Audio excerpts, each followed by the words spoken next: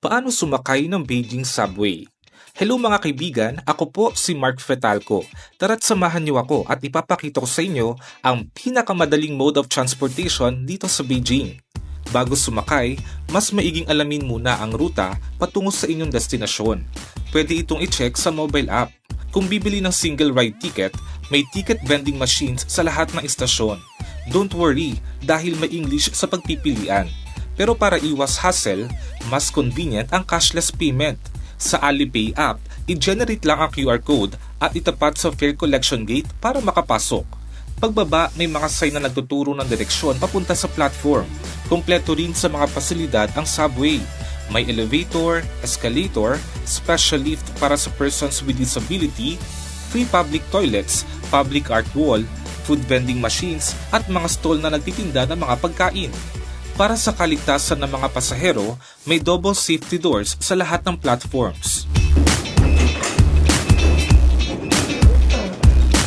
Sa mga nagtatanong, very affordable ang pamasahe sa subway.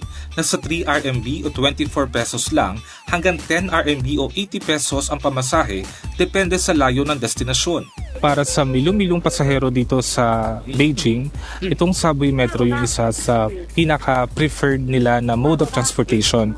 Kasi naman, bukod sa abot kayang pamasahe, convenient at napakabilis mo lang makakarating sa iyong destinasyon. Malalaman mo kung nasa ang istasyon ka na sa screen na nasa itaas ng pinto. Pero mayat-maya din ang automated audio announcement na nagpapaalala ng susunod na istasyon sa Mandarin at English. We're now arriving at Anbinghan.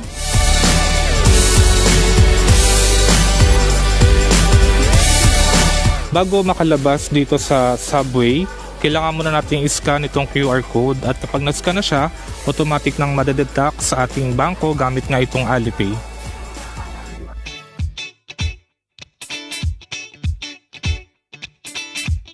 Ang Beijing Subway ay binubuo ng 29 na linya. No wonder halos lahat ng lugar sa Beijing, mapa tourist spot o kahit anong landmark ay accessible via subway. Ang ilang istasyon dito ay transfer stations na siyang nagkokonekta sa magkakaibang linya. Kamakailan lang, 3 bagong linya ng subway ang binuksan at isa dito ang Line 3 na i-explore natin maya-maya lang. Mula sa istasyon ng Yonghogong Lama Temple, ang next stop natin ay ang Dongxi-Shitiao Station. Ito yung simula ng bagong bukas na Line 3. At huwag kayo, laging on time yung pagdating ng mga tren dito.